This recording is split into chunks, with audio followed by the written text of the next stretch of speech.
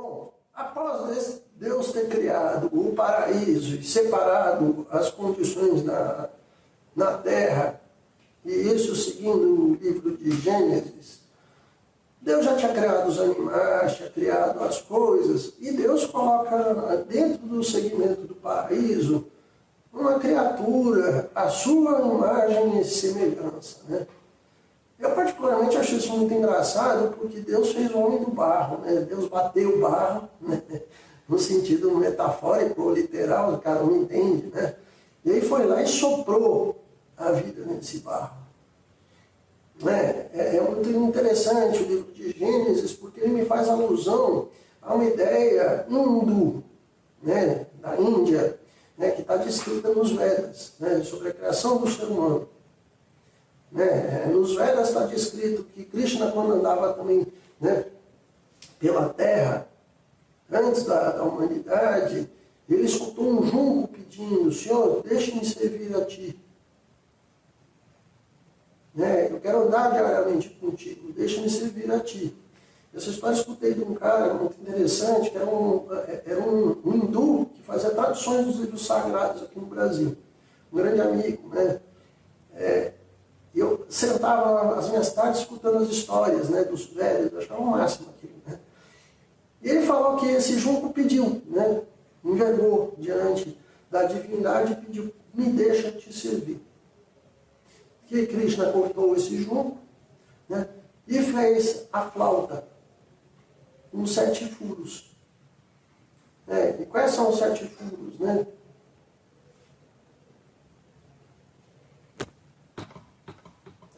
Nós temos 7 furos, né? Inclusive o cantinho dos olhos. Tá? É muito interessante, né? O sopro divino é contado tanto na Índia quanto, né, nos mitos hebreus, no livro de Gênesis. E qual que era a função, galera da teologia, eu gosto muito de jogar isso para quem gosta de ler a Bíblia, né? Qual que era a função de Adão na Terra? Adão foi feito para quê? Por que Deus precisou de Adão na Terra, né? Adão tinha uma função clara e objetiva de substantivar as coisas. Adão foi a manifestação concreta de Deus. Terminando, Deus criou, né? Deus é um cara muito interessante, a criatividade divina é fantástica, né? Haja visto a quantidade de animais, insetos e situações diferentes que cada um cria, né? Que Deus criou milhares de tipos de aranha, cada um tem uma proeza, né? Um tem ferrão, outra não tem ferrão, uma caça na teia, outra caça andando. Cara, a pluralidade da invenção divina é uma coisa fantástica, né? Só que aí, criando Adão, essa figura, né, que para mim é o mito do ego, ele traz uma realidade nova nesse cenário, de organização, de sentido. Quando Jung fala no Memórias, Sonhos e Reflexões, né, que é a sua autobiografia, Carl Gustav Jung, Memórias, Sonhos e Reflexões, né, que a minha vida é a história de um inconsciente que se realizou. Tudo que nele repousa aspira-se a tornar-se realidade. A gente está falando dessa força que Adão traz no Antigo Testamento, no livro de Gênesis. Tá? De dar sentido para as coisas. A gente separar o que é o macaco e o que é o leão. E o que cada um faz. Substantivar a vida. Adjetivar a vida. Decantando, separando, colocando cada coisa no seu lugar. Essa é a finalidade do ego. Muito embora, né, eu brinque demais que quando Freud foi delinear o ego, ele não debruçou tanto sobre o ego. Ele estava preocupado com o narcisismo, ele estava preocupado com o complexo de Édipo, outras derivantes.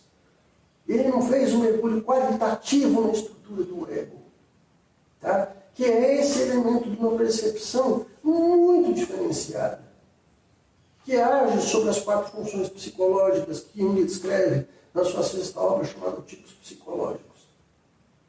Tá?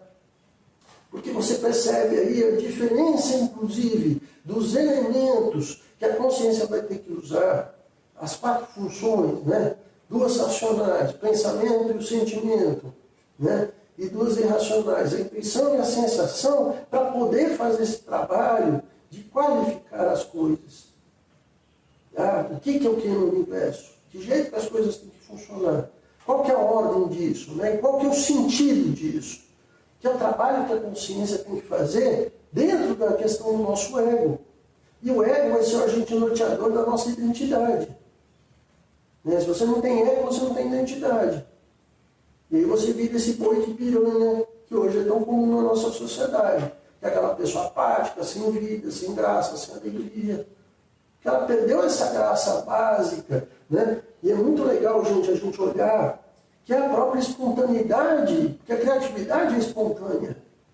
Quando a gente volta lá para a Capela Sistina, uma das obras máximas de Miguel Ângelo, né, a criação, quando Deus toca o dedo, né, de Adão e cria Adão, é uma das pinturas mais magníficas da história da humanidade. Está lá no teto da Capela Sistina, no Vaticano. Né? Mas ele traz Adão como uma criatura muito tolinha, né? Singela, pura, né? Mas ao mesmo tempo com a vivacidade da curiosidade básica. Né? A vivacidade dessa condição humana de querer aprender. Né? E Adão era muito curioso, né? Mas ao mesmo tempo muito recatado com a força divina, a força do sagrado. Né? Tá? Então essa figura de Adão, para nós, ela é uma figura inclusive muito emblemática. Né? Até porque eu falo que o nosso Gênesis é um livro totalmente simbólico. Né? A Cabala fala muito disso, né? As ciências ocultas hebraicas. Né? Tanto é que Adão dizem que ele viveu 777 anos. Né? E os nossos analfabetos funcionais, né? Ditos religiosos, né? Eles querem levar um livro totalmente simbólico ao pé da letra. Um livro oriental como uma realidade ocidental. Não rola, galera. A gente está falando de mitos. E de mitos que falam de verdade sobre a nossa existência. Então, cada um de nós tem que resgatar, né, essa infância perdida, esse Adão, essa curiosidade para poder sobreviver, existir legal. De fuçar, de querer entender as coisas, de ver o mecanismo, como é que funciona, por que a aranha pula de um lado, a outra pula do outro. Essa força, né, mágica da infância, que ela está vinculada também à nossa espontaneidade. Tá? E que se você perder isso, sua vida perde totalmente a graça. É aí onde, inclusive, eu vejo vários pacientes perdendo a vitalidade. Já tem milhares de pessoas entrando em depressão, né? Caso de depressão, só que no Instituto Olhos da Maçã, eu não sei fazer mais as contas de quanto, mas já foi mais de 30 mil. Né? Que eu tenho supervisionado as equipes de trabalho, né? Fora os pacientes que eu atendi em vida. Né? Então, e toda essa galera que entra em depressão ou em outros transtornos graves, a maior parte você percebe que começa a adoecer quando perde a espontaneidade. Porque não vai embora a sua espontaneidade, vai embora junto a individuação. O contato de Deus está exatamente nessa infância perdida, nessa alegria de viver, nessa curiosidade de se permitir fazer as coisas. Né? Atendi uma senhora há muito tempo atrás que estava numa depressão, somatizando dor na coluna, dor no joelho, dor no juízo, dor no cabelo. O médico mandou, né, o cardiologista até falou, olha, eu não tenho mais remédio para pressão para te dar. Ou você faz terapia, ou você vai morrer. E o cardiologista dela foi quem encaminhou ela. Né? Falou, vai fazer terapia, procura o Jorge. Né? Se não der para fazer presencial, faça online. Mas vai fazer terapia, porque desse jeito que você está, você vai morrer. Teu coração não vai aguentar. E ela, uma intelectual, professora universitária, que tinha terra, tinha fazenda, mas tinha 25 anos que ela não se permitia entrar no córrego da fazenda dela. Tinha sobrinhas na família, mas não podia brincar, não queria brincar. Tinha perdido o sentido de brincar. Porque era uma professora universitária séria. Tá? Olha que bagaceira que a vida vira. Tá? Aí você não pode namorar, você não pode beijar na boca, você não pode sair, você não pode brincar com criança. Você não pode nadar no córrego que você nadou na sua infância. Né? Aliás, Aliás, tem gente que quando vira adulto vira um chato, né? E isso vai fazendo mal, não é para os outros não. Faz mal para os outros, mas faz muito mais mal para a própria pessoa. Porque retirou dela a leveza, a suavidade, a espontaneidade, a graça de viver, né? A condição dela querer brincar, de se permitir brincar, inclusive com as dificuldades da vida. Tá? E aí onde eu falo que Adão, ele entra nesse colapso, né? Porque ele está imerso nesse paraíso, cumprindo uma missão, inclusive, importantíssima para Deus. Tá? Que é essa força do vital, a força vital, que a gente precisa nutrir todos os dias, né? Você tem que ter consciência disso, né? Mas na nossa atualidade pós-moderna, onde Zygmunt Bauman é um dos maiores sociólogos da nossa atualidade, né? Já falecido, e vários outros também, me chamam Fezoli, vão falar disso, né? Turma da sociologia, a identidade entra em colapso. Porque o mercado gerou tantas identidades para você viver, mas qual delas te dá espontaneidade?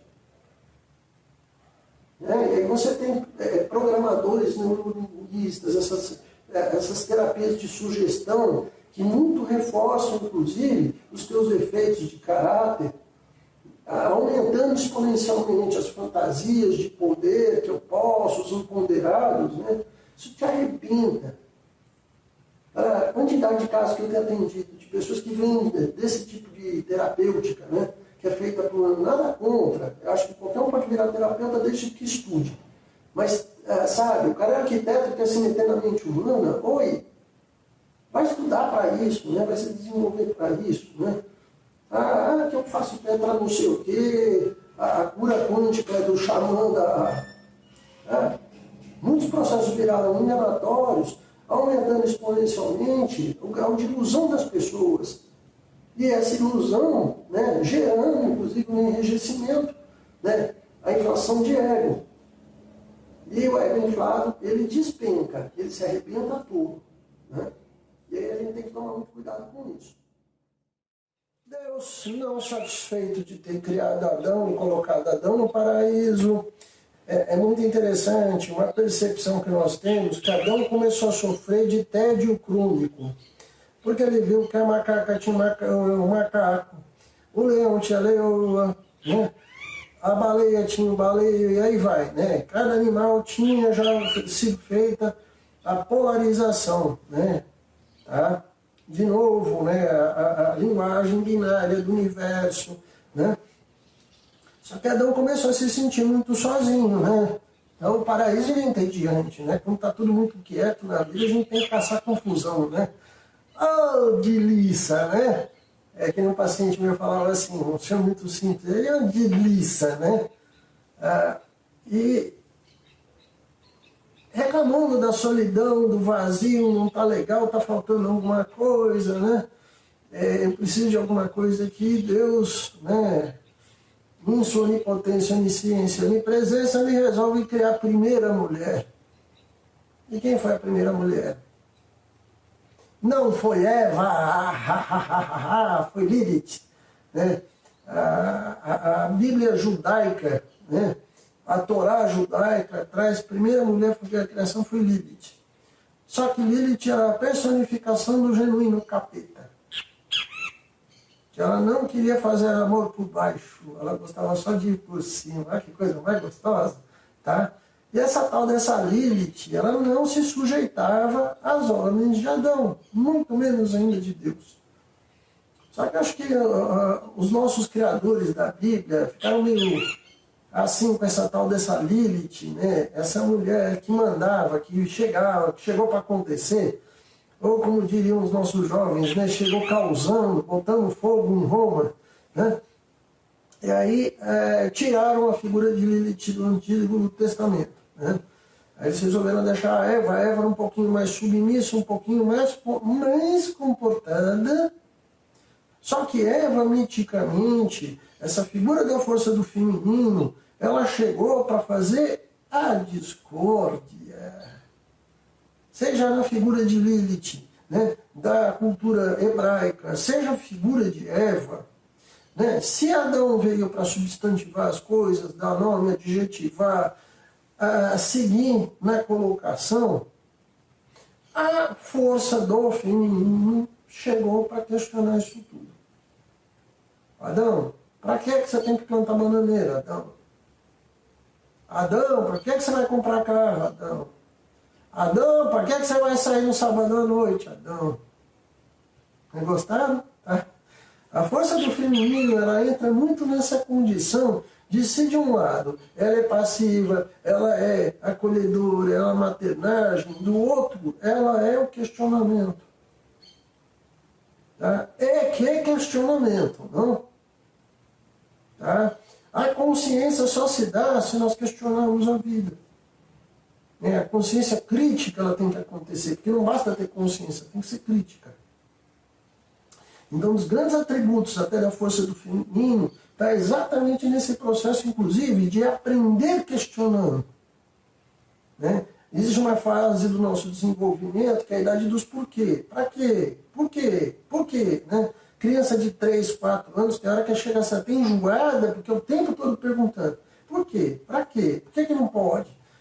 Não, sabe? Até a criança entender isso, do desenvolvimento da personalidade infantil, ela encostou já na casa dos 7 anos, que é quando a identidadezinha dela já está mais ou menos formada. Né?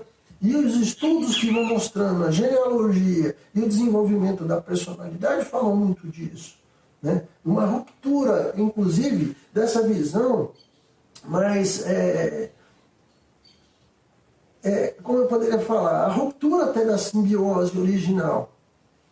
Tá? A ruptura com a ideia de pai e de mãe. Né? Você começa a desenvolver algo para além. Só que para poder desenvolver isso, você tem que questionar.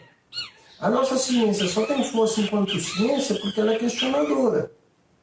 Né? E muito embora na nossa atualidade, 2020, graças ao fundamentalismo que existe, né, religioso principalmente, né, no mundo, né, a ciência sempre é muito questionada. Né? E, aliás, tem gente até hoje que acredita que a Terra é plana. Né?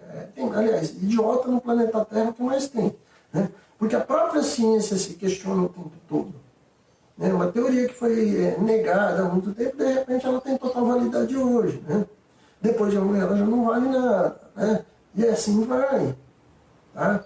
Esse atributo que a ciência tem, que a vida tem, é a principal força do feminino, que vem dentro, inclusive, do conceito de ânimos. Né? Tá? Que ela tem uma certa vitalidade de suma importância. Né? No que pese na cultura judaico-cristã, a figura da mulher passou a ser emblemática, como sinônimo de encrenca. Mulher tem que ser submissa, mulher não pode questionar nada. Né? E aí, inclusive, a psicanálise ortodoxa de Freud passa a ser machista, porque tudo é culpa da mãe, tudo é culpa da mulher. Né? O Édipo está constituído na figura da mãe. As relações parentais vão delimitar o teu caráter durante a vida. Cara, isso é um machismo absurdo. Né? Que eu falo que aí a psicanálise, Freud era hebreu, ela se joga num processo, inclusive, horroroso de colocar a mulher como culpada de tudo. Tá? E aí? Não é bem assim. Né? Coitada da minha mãe, dona Laíde. Né? Ela é responsável por 5% de quem eu sou. Né? Várias figuras, outras figuras vão somando na constituição da personalidade. Pais, tios, primos, vizinhos, amigos, colegas. Né? A nossa Constituição não é fechada dentro de casa. Né? Nós somos seres sociais. Aí você vai trocando experiências com outras pessoas, isso vai fazendo um mosaico do seu desenvolvimento. Né? Do desenvolvimento da sua personalidade, da sua identidade. Né? E eu acho lamentável que eu vejo, inclusive, em certos segmentos religiosos, onde existe uma negação da figura da mulher. A mulher sofre preconceito demais na sociedade, principalmente atual. Nós temos uma cultura machista na qual, inclusive, muitas mulheres são machistas. Né? Até que eu falo que a gente vê isso nas temáticas de sexualidade. A mulher que assume, olha, eu quero ter prazer, estou afim, né? Posso ser independente. Né? Muita gente olha para essa mulher com, pelo amor de Deus, é Satanás na Terra. Né? Tá? E aí, como é que a gente lida com isso na sociedade? Tá? E aí eu falo de novo da ruptura arquetípica, da cisão arquetípica, né? Porque homem e mulher, na verdade, né? A questão dos gêneros, né? Eu como homem, eu tenho dentro de mim uma mulher, e a mulher tem dentro dela os homens, né? Marie-Louise Von-Franz fala muito disso, né? Tanto é que a guerra entre os sexos é a pior bobagem que tem na sociedade contemporânea. Porque nós somos seres interdependentes. Ninguém vive sozinho, sabe? A gente precisa uns dos outros, né? E eu vejo tanto generalismo, tanta gente falando bobeira, tanta gente falando asneiras e mais asneiras na sociedade. Um querendo sobrepujar o outro, a importância, quem é mais importante, quem que... E ela fala que aí, inclusive, onde a ciência faz muita besteira, né? Há muitas leituras distorcidas, muita coisa tosca mesmo sendo produzida, né? Mas, graças a Deus, com o tempo isso vai se regulando. Tá? No que pese, essa figura feminina ela passa a ser vital. É tão interessante, gente, que a gente não fala de Santa Eva, né? Olha que coisa legal. Quase todas as figuras bíblicas foram idolatradas, reverenciadas, né? Mas coitada da Eva não, né? Por quê? Né? Inclusive vem a ideia de que foi Eva que nos fez ser expulsos do paraíso. Adão era um trouxa, um idiota, que só, ele não fez nada, né? Tá? Ele estava lá inocente, puro e besta, né? A Eva chegou esfregando nele e falou, come Adão, claro. Né? E o Adão, muito do inocente, comeu, né? Oi. Tá? É uma história tão tosca, tão inocente, tão bobinha, né? E que fruto proibido foi esse, né? Qual que é o sentido desse fruto proibido? Né? Se não foi exatamente fazer com que se ativasse esse mecanismo de percepção das polaridades. Voltando lá para a ideia da criação do paraíso, entre bem e mal, entre certo e errado, entre posso e não posso. Né? E é muito interessante ler no Gênesis, né? Porque aí ambos foram nutridos de uma coisa interessante, culpa e vergonha.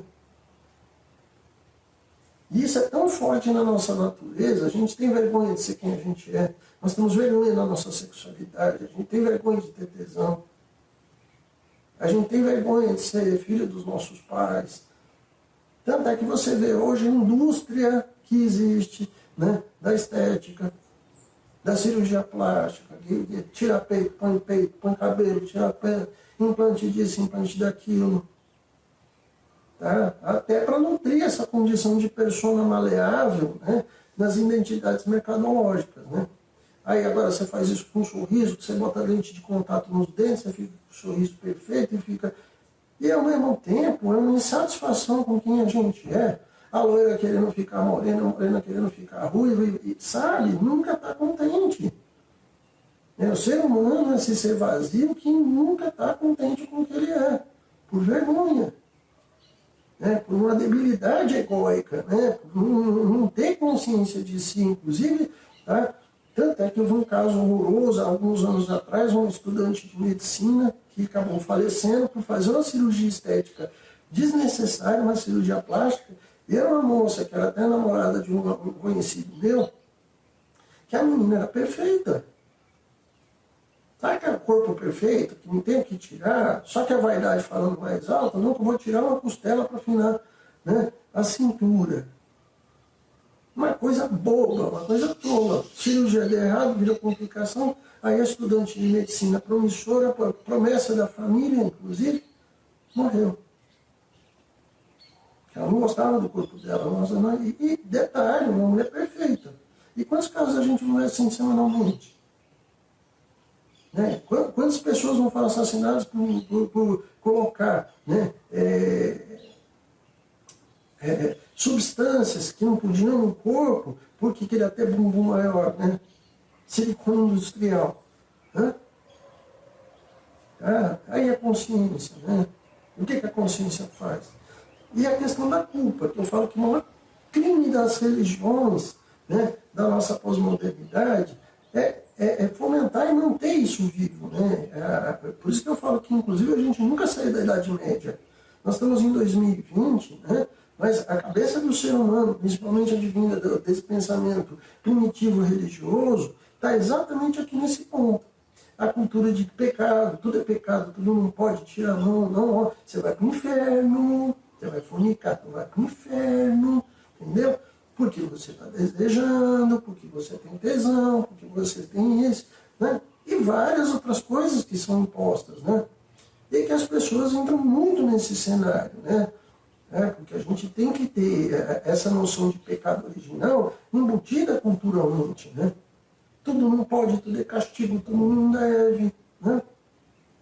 Tá? E, lamentavelmente, a gente que trabalha com psicoterapia, a gente vê o tanto que isso mobiliza as pessoas até para elas poderem viver com tranquilidade a própria essência delas, né? Tá? É legal a gente ter moral, é legal a gente ter autocuidado, ninguém está falando que a pessoa tem que ser libertina, mas só que o excesso desse pudor, o excesso de medo, o excesso de não viver as coisas, trava totalmente a existência de uma pessoa, retirando dela, inclusive, aquilo que eu falei anteriormente, que é a espontaneidade. E a galera passa a ser extremamente limitada por isso, né? Aí você vê pessoas com relacionamentos totalmente atravessados, coisas não vividas muito gritantes, excesso de fantasia e, ao mesmo tempo, uma capacidade de vivência extremamente limitada. Aí eu volto para a nossa geração de 13 milhões de jovens que não saem debaixo da barra da saia da mamãe. Tá? Uma sociedade de pessoas muito fanatizadas, a gente tem 56% hoje de pessoas no Brasil fanatizadas, vivendo em função de fantasia, porque também não tem capacidade de empreender, de arriscar, de ousar. Isso cabe na sexualidade, isso cabe nos negócios, cabe na aprendizagem, isso cabe na espiritualidade. Porque você tem que ter medo. Ó, você é pecador, você nasceu pecador, você vai morrer pecador. Faz 2000 anos que Jesus veio aqui para a Terra para tirar a gente disso e a gente continua no mesmo lugar, né? Tá? Porque a noção de liberdade, que inclusive é muito citada por Augusto Camus, né, um dos maiores filósofos contemporâneos que a gente teve, né, da atualidade, né, acima do preceito, inclusive, ou igual ao preceito do amor, tem que ser a liberdade. E cadê a nossa liberdade? E aí você percebe que a não tomada de consciência, ela gera seres humanos totalmente travados. Inclusive, para a gente que é psicoterapeuta, você tem que estar muito afinado com isso. Porque se você não tiver espontaneidade, você não vai ajudar seu paciente a encontrar a individuação dele. Tá? E a chave para a individuação está exatamente nesse ponto. De você começar a se permitir, viver as coisas, usar um pouquinho, tá? Brincar, conhecer seu corpo, conhecer seus desejos, ousar, experimentar, viver, simplesmente viver. Mas as pessoas não posso viver. Eu não posso por causa disso, não posso por causa daquilo, não posso. Tira, né? Aquela coisa da... E aí? E aí a gente tem uma geração de pessoas hoje que se não encher o nariz de cocaína, né? Se não encher a cara, não consegue fazer nada, não consegue uma festa se divertir. Ou então, quando sai para o outro lado, né, destrambelha. A gente tem uma situação gravíssima na sociedade atual, porque desses 13 milhões de jovens hoje, da geração neném, metade são moças que engravidaram muito cedo. E aí tem que ficar em casa, não consegue trabalhar, não consegue estudar, travou a vida. E aí a gente tem ministro da educação falando absurdos, querendo retirar das escolas a educação sexual. E eu defendo o contrário, a gente tem que jogar educação sexual com 6 anos de idade, com 8 anos de idade, para que quando a pessoa chegar na adolescência, ela já tenha uma cabeça formada, inclusive para poder fazer planejamento familiar. Para não chegar na adolescência, né, num grau de estupidez, né, e na rebeldia de querer viver as coisas, negando inclusive pai e mãe, né, ou que a igreja ensinou, primeiro namoradinho engravidar. Porque não se cuidou, não aprendeu a se cuidar, né? Hoje a gente tem na sociedade surto de sífilis.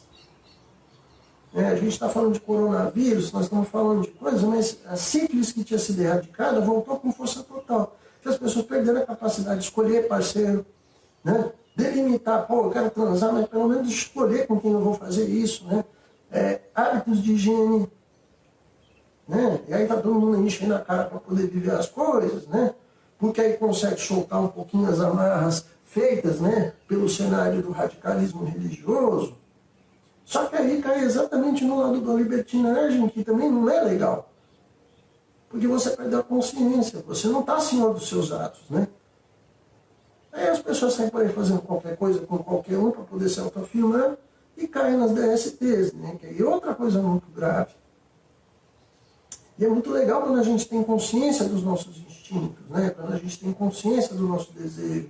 E a gente passa a lapidá-lo, burilá-lo, inclusive de uma forma positiva. Você pode e deve ter o desejo. Você quer viver a aventura? Viva, mas com responsabilidade, com cuidado, com carinho, com zelo. Tá? E é essa força do feminino, do cuidado do feminino, da feminilidade que a gente tem que manter acesa. Tá? É o lado bom da Eva, é o lado legal da Lilith, né? Que ao mesmo tempo ela questiona, mas ela tem a maternagem. E nós, na sociedade, temos que desenvolver essa capacidade de maternagem, de cuidado, de autocuidado, de amor próprio, tá? Que está muito fragmentada na nossa pós-modernidade. Já visto o que vem acontecendo na sociedade atual. A gente entrou num cenário de pandemia à toa. A pandemia advém da crise ambiental, elevação do clima planetário. Eu trabalhei com um jornalista fantástico, Washington Novaes. No Brasil foi, acho que, o jornalista mais ambientalista que a gente já teve. E ele, há 20 anos atrás, ele já escrevia sobre isso no Diário da Manhã, que o aumento climático ia gerar pandemias, né? O aumento da temperatura do planeta. Aí. E a gente produz muito lixo desnecessário, um consumismo besta desnecessário. E mais do que nunca, a gente tem que voltar a ter consciência do nosso espaço, cuidar da nossa vida, cuidar dos hábitos, né? Não comer qualquer coisa, tá? E toda essa crise na humanidade, ela vem batendo de frente com essa questão da consciência. Né? Porque a gente vive num paraíso, a Terra é um planeta abençoado, só que a gente não está cuidando dele. E resultado, a natureza, hermeticamente, ela tem ciclos, né? A natureza, ela se refaz, mas só que isso custa caro, inclusive, para o ser humano. A gente tem que rever com urgência a questão de qualidade de vida e ter consciência disso, né? Então a figura da Eva é essa figura questionadora de todos os questionamentos também que eu venho fazendo ao longo da minha vida, como escritor, como professor, como terapeuta, como psicoterapeuta, vinculado à abordagem analítica, né? Desse espaço mesmo, né? De realização, de... Por quê, né? Por que eu estou aqui, né? Qual que é a minha missão de vida? Qual que é o caminho que eu tenho que trilhar? E por que eu tenho que trilhar esse caminho? Então, bendita Eva, santa força do feminino, que te acolhe, que te nutre, mas que te faz um questionamento consciente. Complementando a função de Adão, que substantivava e adjetivava. Quando Adão você junta o Adão com Eva, você consegue substantivar, adjetivar, mas dando sentido. Você consegue fazer esse processo, inclusive, que é bipolar, a esquerda e a direita, se unirem em uma coisa só. Você rompe essa visão arquetípica, que inclusive é uma coisa que hoje na nossa política é doentia.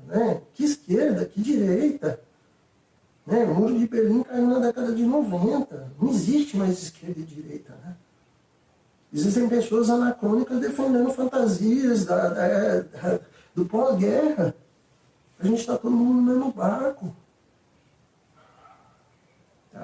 Você não tem mais essa coisa, Isso é discurso do passado. Agora, você vai modernizar ou você vai ficar defendendo velharia aí?